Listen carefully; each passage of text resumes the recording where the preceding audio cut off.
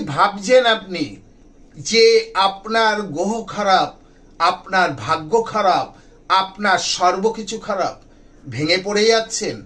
একদম না। আমি মিলন অধিকারী।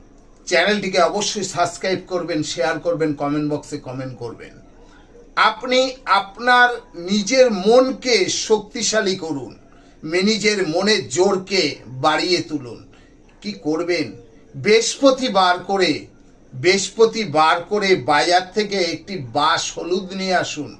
নিয়ে এসে আপনি একটি হলুদ সুতোর মধ্যে পেঁচিয়ে আপনার ঘরের উত্তর কোণে ঝুলিয়ে দিন। দেখবেন আপনার ভাগ্য, আপনার সময় সব পরিবর্তন হয়ে যাবে। চ্যানেলটিকে অবশ্যই সাবস্ক্রাইব করবেন, লাইক করবেন, কমেন্ট করবেন। আপনি ভাবতে পারবেন না যে এটি কত বড় একটি মারাত্মক টোটকা।